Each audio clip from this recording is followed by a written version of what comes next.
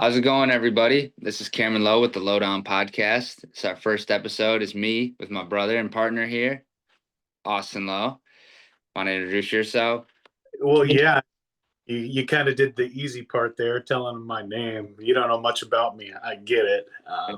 We're both very much into sports, and a lot of you probably geeking out with Madden and playing the part of GM when we think we know the job, but we don't really know the job. But we kind of just wanted to take a stab at going through things, particularly football things. And so, if you're a football fan, I think you're going to enjoy this podcast. It's more sports. That's all you could hope for, really. Yeah, exactly. And we're gonna be focusing on a majority of all sports, but our huge focus is gonna be the NFL. And our favorite part of the season, especially being Lions and Vikings fans, is the off season. So we thought, what a better time to start getting the ball rolling than the demise of our seasons. And it's been so long for me as a Lions fan to be able to witness happiness as it pertains to the playoffs. And I know you've struggled with it too, being a Vikings fan. So it's really the time you cherish. Sitting back, you don't worry about wins and losses. It's more the strategic part of building a team. And so I think we'll try to have as much fun as we can with this. Exactly. The nerdy stuff, the analytics, but also gets to some of the grit and grime. And And look, some we're here to just have fun, and I'm exactly. expert. You are, our say. So it'll be fun. It will be fun. And we're just like, your average ordinary people. We never played in the league. We never went to school to study analytics. We just watched the game from afar and think we have pretty decent knowledge on it. And so we're just one of the people, and trying to bring everyone together and talk about a common sport, a common thing we all like. And so here we are. Yeah, I know. And we kind of wanted to start off with the coaching carousel because that's the biggest thing that it is really the start of the off season when coaches get fired, hired, coordinators become head coaches that were coordinators lose their jobs, and might not see another snap as an NFL coach. And so it's a really interesting time. So I think we want to dig into a couple of the big names that are still out there. Of course, I know as a Lions fan watching Ben Johnson going Detroit to a division opponent is tough, but there's still plenty of coaches out there. Yeah, and that's funny because that's kind of what urged us to start this as fast as we wanted to, was because I was literally working on my analyst for why Ben Johnson should go to the Jaguars as he got signed by the Bears. So I'm like, okay, we don't got time. We have to Yeah. put our takes out there. And so speaking on that, like I said, I thought Ben Johnson originally would have been a great fit for the Jacksonville Jaguars. Mm. We saw, I don't know if it's the first time, but it's the first time I can remember in recent history where an offensive coordinator has made 4 1,000 yards from scrimmage players on one team. I don't recall that happening. And with in Jacksonville having Tanks Bigsby, Travis Etienne, Brian Thomas Jr. as another emerging LSU receiver, and then people forget about Christian Kirk. When he's healthy, he's an elite receiver. So, Yeah. and then we already saw what he could do with Jared Goff, with a former first overall pick. So now that he's off the table, I guess who do you think would be a great fit for Jacksonville? Well, Jacksonville in a unique spot as they have been. They've got the fifth overall pick, their record 4-13, and that continues to be kind of the sweet spot for them, where it feels like you just can't get over the hump. And I feel like defensively they can perform solid. So I've been kind of leaning toward a more offensive minded coach, and I have Joe Brady written down Joe as as Brady. Okay. as the pick for Jacksonville. Um, and I know there are folks out there who say, well, Joe Brady has a great offense in Buffalo. He's got Josh Allen, one of the best quarterbacks in modern time. Yeah. Patrick Mahomes, but I think Jacksonville has a lot of offensive weapons that you said. So I think Joe Brady could get something going there in Jacksonville. Staying in the AFC allows him to continue to face opponents that he's fairly familiar with, and so I think that wouldn't be a bad idea for Jacksonville to pick up now that Ben Johnson isn't available. Yeah, I am definitely on the whole offensive. I think they should go for an offensive minded head coach. I like your Joe Brady take because Joe Brady, he did more with less in Buffalo. Once they got rid of Diggs, they got rid of Gabe Davis, and they cleaned house. He leaned on James Cook, um, and made almost Josh Allen more of a conservative player, and it helped the team aspect overall. And I like the Joe Brady. I would like to see him what he could do with because it's just so familiar that that's all I know him is in that offense. So it is tough to kind of really be like all on board, but I like that. I'm a huge James Cook fan, so I like what Joe Brady did with him in Buffalo.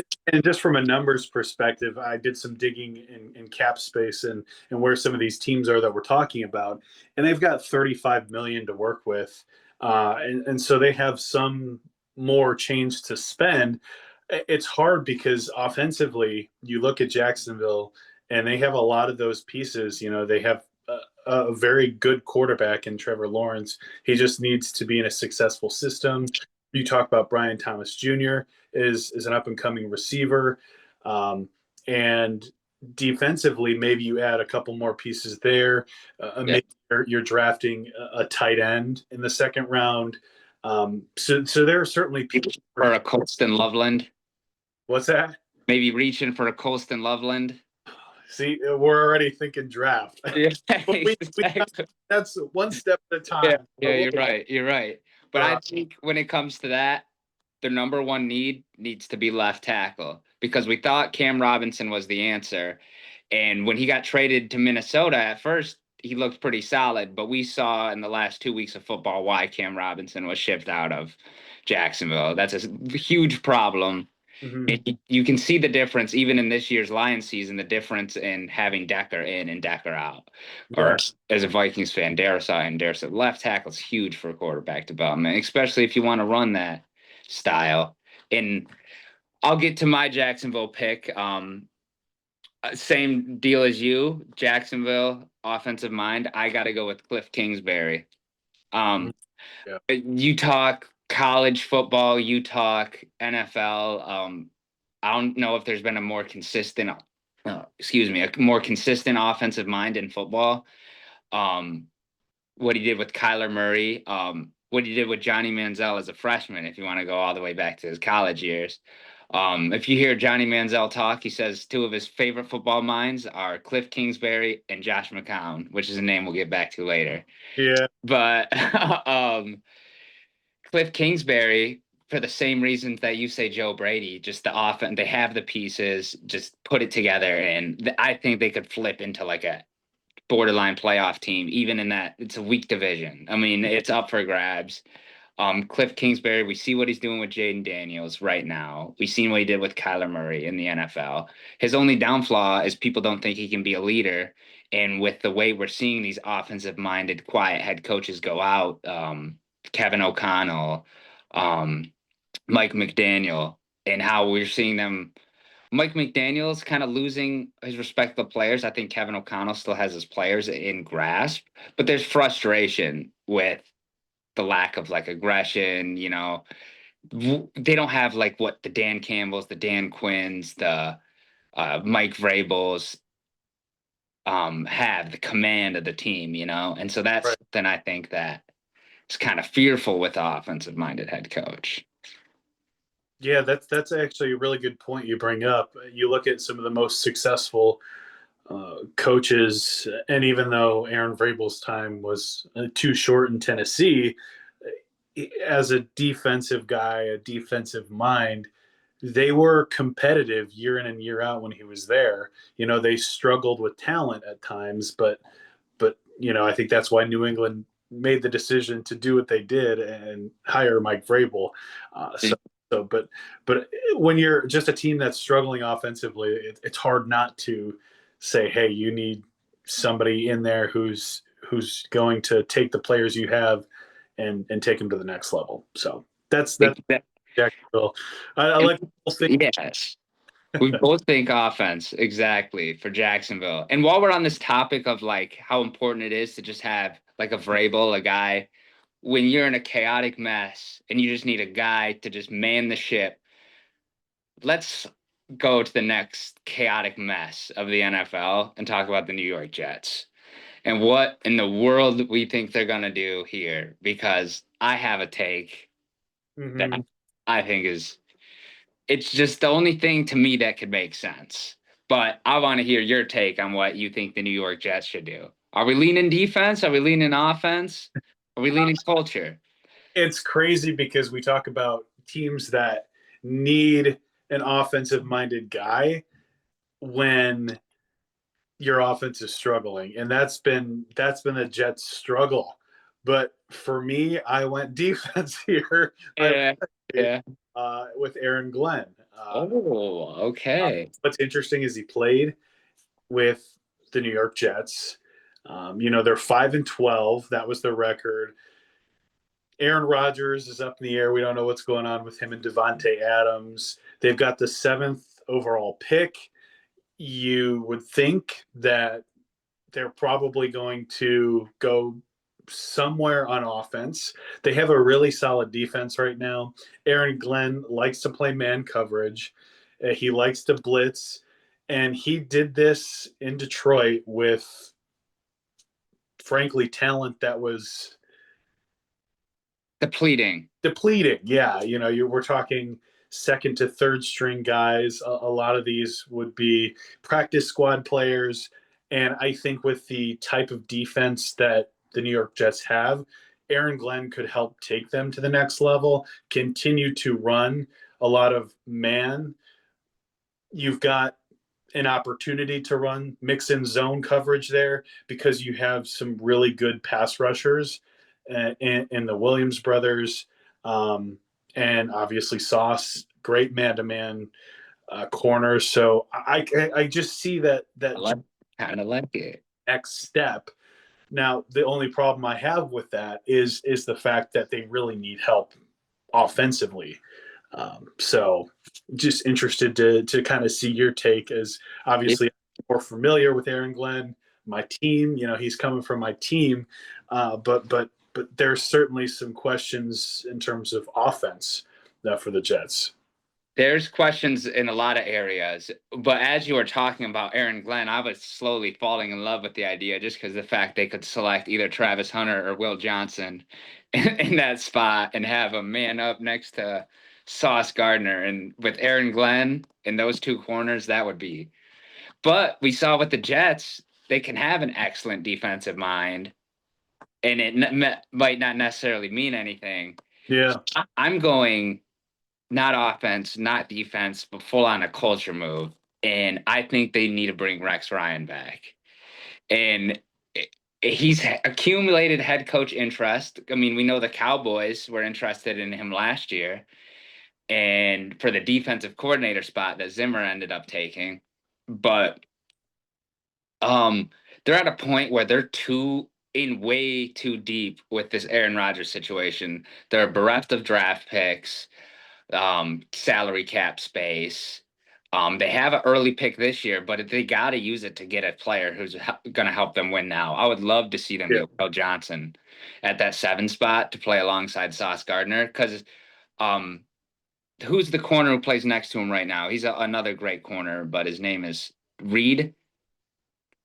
Yes, Reed looks like he's no longer interested in playing there, and if this keeps happening, um, I can't.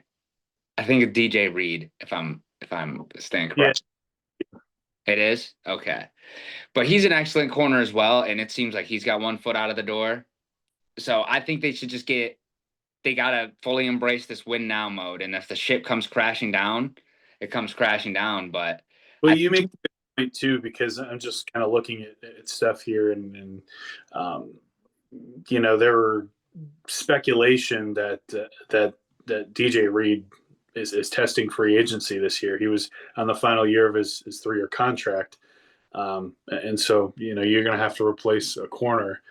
Yes. And you see the Devontae Adams already saying, I don't know if I want to be here next year. Already, Yeah, they just need a guy to just come bring, like, guys, one more. Who better than Rex Ryan to do that? To just bring all these personalities, all these egos all together. It's almost like one last shot, And you can buy yourself an extra year of a rebuild. You can buy yourself an extra year of when some of these players walk, when DJ Reed walks, when you get a third, he may be paid top of the market corner money, giving you a third round comp pick, so you can get some of these picks back if you buy yourself a year, try to win some games, get some fans back on board, and get people to want to stay in the building. I think that's the most important thing for next year, is not try to do a huge freaking culture shift, a huge, like, people in the New York, they love Rex Ryan, they love Rex Ryan, and he can rally a team, and I like that pick. What? he was my number 2 choice for that. Okay, okay. I So, like where you were but going with the Aaron Glenn though, because of the cornerback situation. I see what you're saying. I like that. yeah, um, certainly some changes that need to be had there.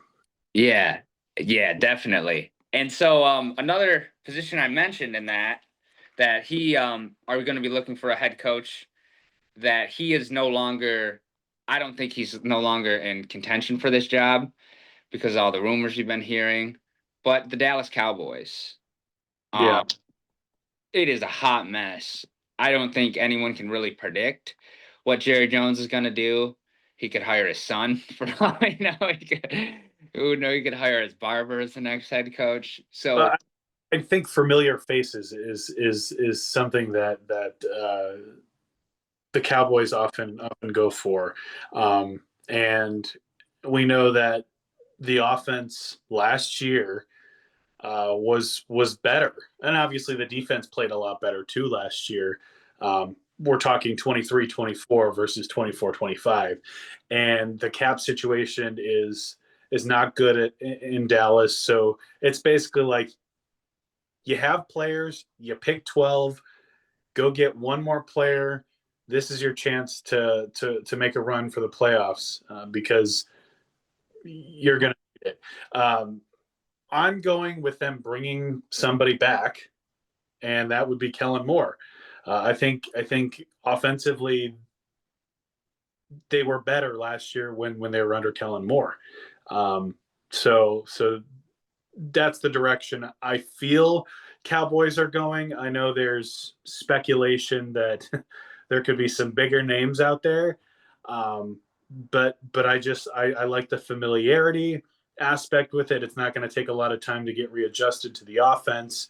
A lot of the players that they had when Kellen Moore was there are still there. Outside of I believe Ezekiel Elliott was there when he was with the Cowboys. Obviously, he's not there anymore. Um, and so the Cowboys, to me, shouldn't be a 7-10 team. They should be a playoff team, and I think bringing Kellen Moore back would would do that. Now, if you don't mind, I kind of want to throw a second name in there as, like, yeah, if Kellen Moore, if they want to switch from an offensive minded guy to a defensive minded guy, how about Leslie Frazier? We talk I like this take. I like this take. defensive guy, right? You're Yeah, familiar with I'm very familiar with Leslie Frazier. Yes, brought from us some strange years in Minnesota history. he obviously has some loose attachment to Mike Zimmer in that they both coached for Minnesota. So that was just kind of, well, if Kellen Moore doesn't work out, another weird name out there is Leslie Frazier. Oh, they interviewed him They for would have to go all out for an offensive coordinator. They yeah, would they would have to find somebody. yeah. And I like that idea. They like bringing back the former players, the defensive minded guys. Zimmer and Frazier have worked together before. That's not the wildest take I've ever heard, but they would have to figure something out for that offense. And that's why ultimately I said I think Kellen Moore's the direction to go, because you've got a lot of defensive minds with Yeah. clearly needs to be figured out because the defense was not good last year. So, um, is the answer to bring another defensive-minded guy? I don't think so. Maybe make some arrangements on the staff, whether it's linebackers, defensive back. Something needs to change. But yeah, that's why I want Kellen Moore because I really think he needed the offense going because they shouldn't be scoring uh, 3, 7, 10 points a game.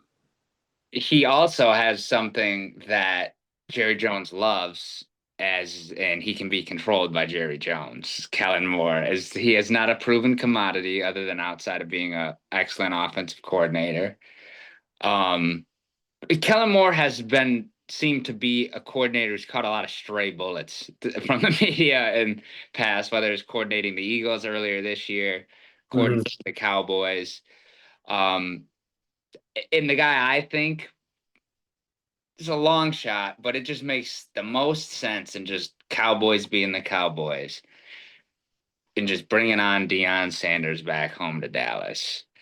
Um, it's it just makes too much sense for me. Just seeing how Jerry Jones operates, seeing how he did you ever hear Dalton Schultz talk about his difference between being in the Cowboys, working with the Cowboys and working with the Texans?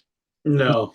He said that their workouts, Jerry Jones sold tickets to have fans walk through their whole workout room was glass. So tourists could just walk by and take pictures of them working out, lifting weights, looking at them. He said there's never really a sense of privacy in that building. It was all, it was all like a show. It was all showman. And who better to handle that carousel of showmanship than Deion Sanders, Mr. Primetime himself? Right. And then that begs the question because we've seen all the speculation of Sanders saying he's not going to any team unless they draft his son. But if you look at the draft board and you look at the team needy head coaches or the teams who need head coaches, they don't really need quarterbacks. Right. Really hard to outside of the Jets, the so I don't see that actually playing a factor into him getting a head coach. A lot of his players he brought from Jackson State are going into the NFL. A lot of the players he, tried to bring here, they're going to the NFL. So I think that he's on that way where it's like, okay, I think it's my time to be. And what better time than when the team he's most known for being a legend at? Yeah. Head coach opening. So I like the Deion Sanders thing. I think it's the most Cowboys thing, and it'll either be terrific or terrible. One of the two. I don't think there's going to be any middle ground. It'll definitely be talked about. So that leads us to the last team we're talking about. We actually got two more teams. We do, yeah. I skipped over. I skipped over one. One of the teams I felt could be a possibility for Aaron Glenn too. Um, but I'll let you take the lead here. I'm assuming it's the team that I have getting Aaron Glenn, being his former team. Yeah. As the Vikings fan, our least favorite team, our least favorite coaching tree, the New Orleans Saints. So we see him going back here.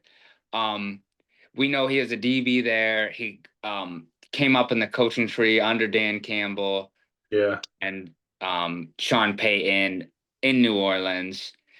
And I didn't know, I was doing some research. I didn't know how long that Dan Campbell, Ben Johnson, and Aaron Glenn were all together. They were together since Vic Fangio in Miami days. I did not. I was like, wow, that is a long time. But I could see defensive minded head coach. He's just that silver and black, or not silver and black, different team. Yes. That gold and black just mentality, that who day, like it just seems so Aaron Glenn, like just Who a dat? he could who dat. I'm thinking of the Bengals. Wow, Yeah. they screw up twice in one. Saints fans who hear this are going to be very upset. I just I disrespect know. the team, like, but that's what they get for bountying Brett Favre. Okay, but Aaron Glenn, he just fits the mold of that team so much. I would love what you bring. My only concern is what you brought to the whole Jets point is they don't got they just traded away their best corner. Yeah, Tyrann Mathieu is their other best DB, and he's going to be out the door soon. So the right. personnel he'll be receiving isn't high end. Cam Yeah, Jordan's on his way out. You know, so it's a team kind of in shambles defensively. right. Even though they played decent most of the season, we saw them collapse and we saw their lack of talent be exposed throughout the year. Um, but when Yeah. it comes to fit, I like that. I like Aaron Glenn on the Saints.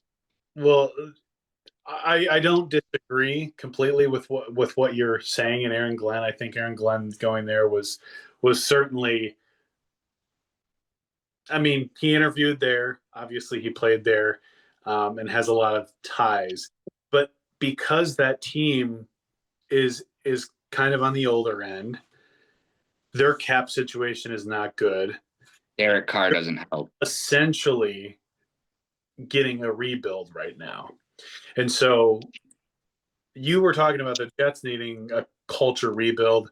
I actually think the Saints need a culture rebuild, and they've got an interview coming up with David Shaw, who worked alongside Sean Payton in Denver as a personnel executive and was a winning coach at Stanford. And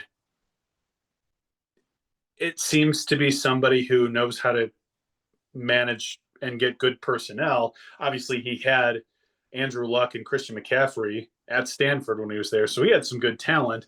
David DeCastro, a really good offensive line he had there, and so for me, it's David Shaw getting an opportunity to be the head coach for the Saints because they just need, I think, a complete rebuild, and he's somebody who's notorious for winning and I think he knows how to get personnel in there, and I guess it'll be a test to see what he can do with the cap situation for the Saints. But And we saw Sean Payton could handle it very well yeah, with the Russell. I honestly I gained a lot of respect for Sean Payton and his whole tree after I saw two separate things. I saw him what he was able to do with Denver, and then how Dan Campbell was able to copy and paste the mold they used pretty much when they had whether it was Alvin Kamara and Mark Ingram mhm, and Drew Brees and a real throwback here, Pierre Thomas and Reggie Bush. yeah, Always had the dominating tight end, Jimmy Graham, Jeremy Shockey in the old days, yeah, and then the two fantastic running backs. yeah, And so I feel like Shaw would kind of use that same mold right, of offensive line, two backs, a quarterback who can, because Goff is really a tall Drew Brees. I've said this. I think he processes yeah. information like Brees does. He's not going to move around a lot, but he's not going to make a lot of mistakes despite his last game. It's unfair to judge him solely off that. But And, I like the David Shaw because he kind of comes from that same right, of play people. yeah, and I think with Derek Carr, that's the type of guy he is. He's a pocket passer. He's going to take shots down the field. You know, he's not going to make crazy Patrick Mahomes runs. So it just he again, he's an older version of Andrew Luck. Andrew Luck was a great quarterback, and I don't mean to compare the two apples to apples, but the play style is similar. And so I and obviously David Shaw worked with plenty of other quarterbacks, but that's the one that comes to mind. So 5-12, maybe we can get to 7, 8 wins hopefully next year. You got work to do in New Orleans, but I think it starts with a culture change. Maybe not a culture change to shift everything, but you just need a new type of guy in that can inherit something that Sean Payton, everyone in New Orleans loves, and kind of bring that back to New Orleans. And so that, Could you see him doing the Sean Payton and giving Derek Carr the axe, taking the cap hit and selecting his guy? Or do yeah, you think there's not enough guys? I mean, it depends because Back? you're sitting at ninth overall. You're probably not getting the top tier quarterbacks. You're either going to trade up to get your guy, or you're going to just go position and you've got to upgrade a lot of places on the offense and defense.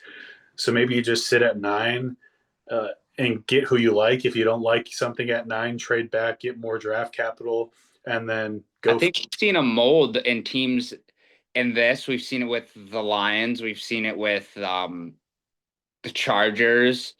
It seems like the Jets are trying to do it, but when you have so many holes and you're drafting back to back early rounds, doubling down on tackle isn't the worst, isn't the or doubling down on offensive lineman isn't the worst way to go. We saw Lions cement their pick with Penny Sewell. We Mhm. saw what was it, the Chargers back to back drafts getting not back to back, there might have been a year between. No, because yeah, Stanley came the same year as Darisaw. So they got him, then they got Joe Alt. Doubling down on those tackles, I don't think, and they got Fuanga last year. And Right. I don't hate the idea of them just doubling down on the big boys. Yeah. You can get an interior defensive lineman. Yeah. Right.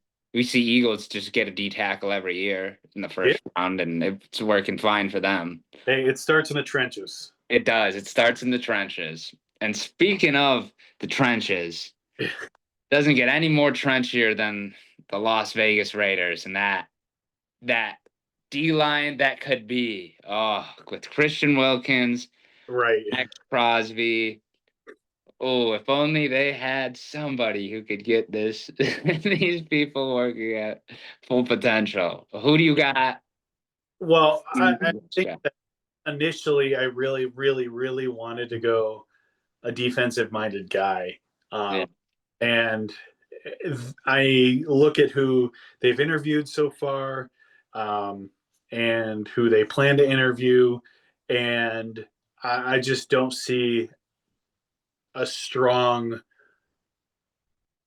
defensive minded guy. The closest it would be Pete Carroll, but I'm not going Pete Carroll. Uh, I'm glad. Going offense, and I'm going Todd Monken. I think they really need to get their offense situated. It's been years of really poor play on the offense, and we know that they've got a very good defense. They're a culture of hard hitting football. They always have good defenders running all over the field. Max Crosby leading the charge, and I think they need to go offensive minded again. A lot of these teams struggled offensively this year, and what's interesting about Todd Monken is the type of offense he had in Baltimore. You know, you've got a speedy dual threat quarterback. You've got tight ends. We've got a really good tight end right now in Vegas. Yeah, So Brock. if we can get a solid quarterback, maybe you're trading up to get a top tier quarterback. Maybe you're waiting to see if Shedeur Sanders falls, and then you can start the kind of that dual threat in Vegas. And I think it really starts with the tight end. They've got some really good receivers, not great, but really good receivers to work around. You get a number one receiver. Hmm. I I think you're think Jacoby Myers is a really slept on player as well. I think he's a very good player who just hasn't had a quarterback his whole career yes. outside So, of Derek Carr for his, but it's hard to classify him as right. what type of quarterback he is. Um, I like that. There's one problem I have with it, and I don't trust the Baltimore OCs because I think so much of them are just Harbaugh inherited, where it's like they're playing Harbaugh football. We've seen it at Michigan, University of Michigan. We've seen it at Baltimore. We're seeing it in Los Angeles now, the Chargers, is that they're just recycling these guys from Baltimore and they're just using the same kind of style of offense. Where Jim has used the same offense his whole life, big fat fullback, kind of the same way that John's using multiple tight end look, run the ball, control the game, and but they have something. that these other guys don't have that makes it successful. Whether it's a little wrinkle here, little wrinkle there. I don't know if we've ever seen one of these guys step outside of the hardball box and have success. So like that's where my hesitancy comes when it comes to Yeah. these Baltimore coordinators. We haven't seen them excel in any position outside of the coordinator position, and it's usually with a Harbaugh, whether it's they go from John to Jim or Jim to John, Hey, back and forth. fair point. But and it would be interesting to see him go into the division of a Harbaugh and compete head to toe with. Yeah. It would be interesting. He could make me eat my words, but I don't know how realistic my fit is. But I feel like it's a match made in heaven. You're going the high arches. This is where you're reaching for these picks. So Exactly, I am. I'm like, if I were these teams, this is. But man, bring. I don't want this to happen as a Vikings fan, but for football, bring Brian Flores to the Oakland Raiders. Give him Christian Wilkins. Give him his guy back. Give him Max Crosby. Give him that top 10 pick, and just let him eat. He has done terrific things in Minnesota when they have had last year terrible, terrible personnel outside of Daniil Hunter. They had Byron Murphy playing outside corner, which we see how effective he is when he's just a nickel corner. Like that's his role, that's his niche. And he was playing with 80-year-old corners, the two oldest DBs in the league, and Stephon Gilmore and Harrison Smith. Um, Still had, a lot more better players this year in Van Ginkel and Jonathan Grenard, but he's proven time and time again, whether it's in Miami, he was a Steelers for his stint before he came to Minnesota, but he gets more out of his players than the previous coordinators have. He gets the most out of his personnel, and he does creative things with his players. Defenders love playing for him, and he allows your defenders to rotate because he can put people in different spots. And he'll be like, I need a guy who can just do this. Like you see how Van Ginkel plays. He's like, I need a guy who can just eliminate that screen, that flat screen, and can confuse the quarterback enough to not know if he's going to drop back into coverage. And like that's single-handedly Van Ginkel's role. And he mhm. just gets 11 sacks and then things like that. It takes pressure off each player. Um he hasn't had enough time in Minnesota to build depth, and you as a Lions fan know how important depth is. Oh yeah. So if he has a head coaching gig, already some depth at the positions where he loves to utilize, and we haven't seen him with a nasty interior pass rusher like No. Christian Wilkins or Yeah. an edge rusher like Max Crosby. So I not even thinking about the offensive side of the ball, just thinking about how they would be very Oakland Raider in Las Vegas if they Yeah. brought Flores there. It would just be the mean, gritty, like underdog because he got wrote off from the NFL. He's an underdog himself. He comes No, from I stingy Patriots defense. He's got that connection with Tom Brady, and we know he's got a big say in who their next head coach is going to be. So it makes a lot of sense for me. Um, mhm. my I only thing is with Al Davis being so close to the commissioner, if he's even willing to pull the trigger on Flores with his whole lawsuit against the NFL because he's so tight with Goodell. So who has more power, Davis or Brady? Because we're yeah. about. Well, and the Raiders are one of the, if I'm not mistaken, might be the top team in terms of cap space this offseason. They're working with 90 million, or just over 90 million in cap space. And so you've got a It's paying the hefty contracts of Max Crosby and Wilkins are on contract. yeah. So I like the take. I think that'll make their defense nasty if they can get away with getting Flores.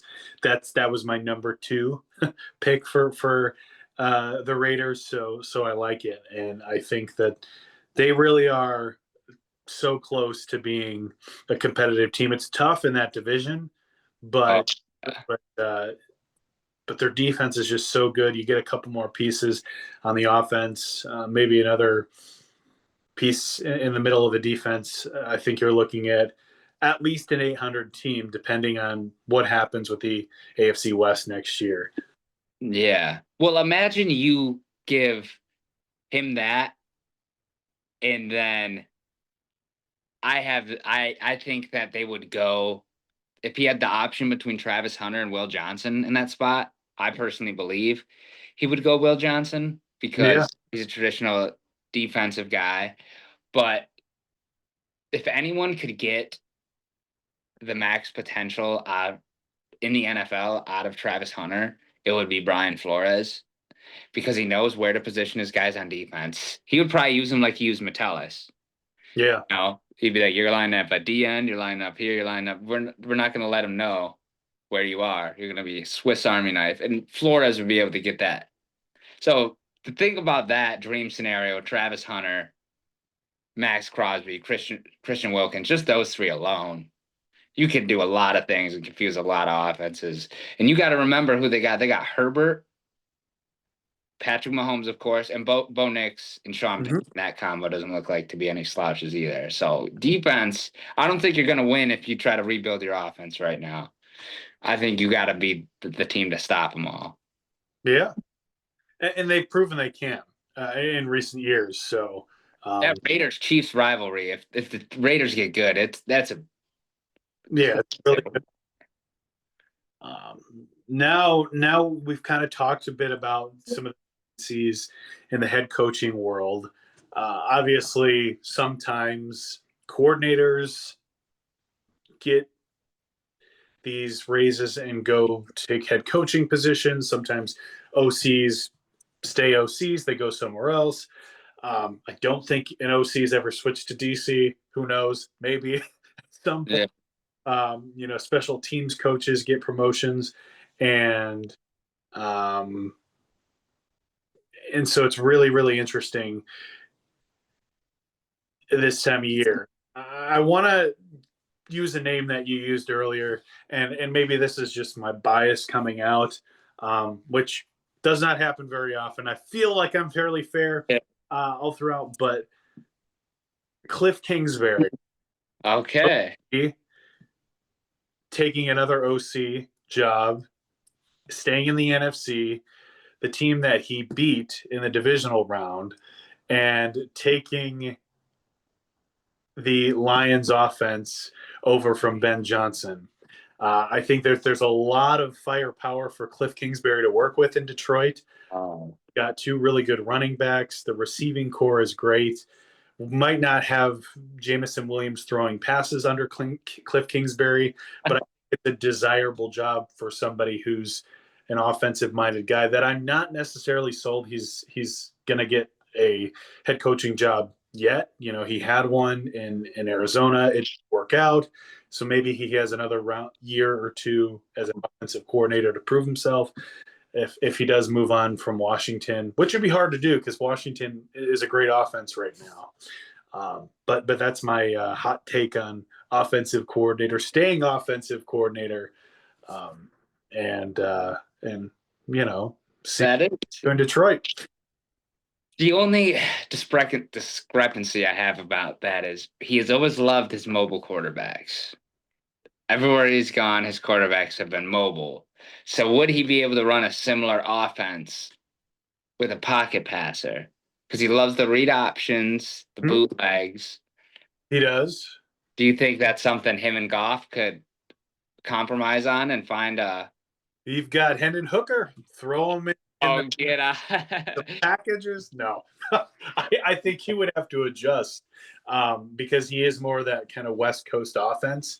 Um, so it would be a different type of offense you're working with, but I think with the amount of weapons, it's a desirable job. That's fair. The Yeah, hot I think any offensive minded guy would love to come work. hey, that's my crazy take. That's a great take. I think any offensive minded guy would love to work with those weapons. So my coordinator I'm going to talk about that I think is on his way to find himself a job, and he's actually gotten some head coach interests. Back before the Texans hired D'Amico Ryans, they interviewed this guy for a head coaching job, but he had no coaching experience. He's also done interviews with the Jets and he has high praise from a lot of players in the league. Um, Currently now we see what he did with Sam Darnold this year as a quarterback coach, and that's Josh McCown. Mhm. I think him going to New England as the offensive coordinator would be a beautiful fit. Um, Drake May was actually went to his high school, and Josh McCown was his head coach in high school. So they've had this firm connection for a long time. That's why a lot of people had Minnesota trading up to get Drake May because of that McCown Drake May connection. And we know Vrabel is going to need an offensive minded head coach. He's going to want to play, he's going to want to coach defense and have someone else take care of the offense. That's Vrabel. That's how we'll get the most success out of whatever team he goes to. And that's how Patriots, frankly, have always done things. Now, obviously, this is just speculation at this point in time, but at the moment we're recording this, Yes. something has already happened with New England. They hire OC, Who do you think? Josh McCown. No, but the Is it right, is it Josh McDaniels? he's getting another opportunity. God, stinks. How does this guy keep getting jobs? I mean, New England is. Coach, and then he'll come back to New England to be the OC. This So is not gonna work, man. It's just not gonna work. This is hilarious. no, I've still my take on what they should have done. But yeah, let me think of another team. Now that this is off the table, um, Josh McCown, bring him, bring him to LA with Flores or Las Vegas to Flores. mhm, You're gonna need an offensive minded guy. If they bring in a new quarterback, Josh McCown's supposedly been really good with young quarterbacks or molding quarterbacks. You could bring. I have two choices. You could send him over there to Vegas, and this gives you the option. There's three teams who could snag McCown, and I think that it's going to come in a package. I think mhm. it's going to be the McCown Sam Darnold package. Okay, I think you're going to get. I think you could see the Steelers do this. I think you could see the Steelers walk. A lot of Steelers fans have been wanting Sam Darnold, which I think it's the worst idea possible because he needs to be around an insulated offense, and Steelers are pretty slim when it comes to offensive talent. go What? San Francisco. Exactly, which he walked, which would be hilarious if they let Brock walk and then they bring Sam Darnold back. Right. But the funniest one to me that has been talked about and is a realistic thing is McCown going back to the Jets and Sam Darnold going back to the Jets. Wow. Like full circle moment. If Rodgers decides to walk away, I can't see McCown or Darnold walking into that situation if Rodgers is still there. But and then obviously the Raiders too. You hire Flores, and then you can have McCown as your OC and Darnold over there. They don't have any QBs either. Right. They have the cap space. I mean, it's kind of a perfect position they could be in. They could go all defense on the draft, defensive minded head coach, bring in Sam Darnold, and see what they can do for 4 years to build an offense around them. You know? That's a good take. It's. I mean, I could see that being kind of a package deal, and I think after what happened at the end of the season with Sam Darnold, I think Vikings probably are ready to see what JJ McCarthy has. Um, so it's going to be an off season for sure. We have faith in, as Minnesota Vikings fans, we have faith in Kevin O'Connell. And I think I love how they keep the ball rolling. I love how last year, when things got bad, they traded for Dobbs, created competition. Mhm. Um, Obviously it didn't work out. We won us some games, almost snuck into the playoffs just by, and then how this year they brought in Daniel Jones to say, "Hey, man, like we'll keep doing this. Like if you don't play well, Daniel Jones will be our bridge guy. He's very similar. We can argue. I don't even think it's an argument that Daniel Jones had a better career pre Kevin O'Connell than Sam Darnold had. Right. I think he has a playoff win. Sure, it is against Kevin O'Connell, but still a playoff win nonetheless. Um, so I think you can make the argument that Daniel Jones had a better pre Kevin O'Connell career than Sam Darnold. So a lot of Vikings fans aren't really terrified of letting Sam walk, but it would be very Minnesota Viking on brand to let Sam walk. Him become an elite quarterback. I think talent wise, he is there. He has elite talent, but his mentality isn't all the way there. He doesn't have that cold blood in him that we usually see Goff have, that we see Jaden Daniels have every day. He wakes up with it. Um, that we see Joe Burrow have. He doesn't have that.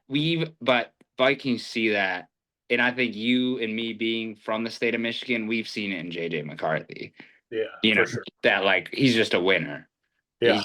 He's gonna find a way to win. Doesn't matter the talent. At Michigan, he only lost one game, and it was the TCU game. And that same look he had in his eye, that TCU game, he had on the sidelines of the Lions game, looking like Anakin Skywalker in Revenge of the Sith. Oh yeah. So He's coming. we're ready for JJ. We're ready for JJ. Definitely. The JJ to JJ connection. The announcers will love it. Well, I think that just about ends our takes on offensive minded and defensive minded coaches that are changing teams, might not change teams at all. Wild takes. A little bit of a sports lowdown, you'd say, right? Exactly. Sports lowdown. Definitely. And that's what you're going to get on the Lowdown podcast. Yeah, thanks for listening. All of these takes are ours and ours only. A lot of it is for entertainment purposes, but also, to see if we're right or not. Exactly. Hope you have fun listening to, and hope to catch you next time.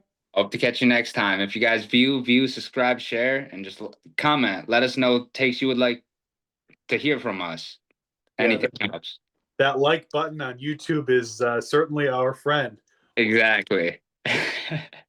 Well, till next time.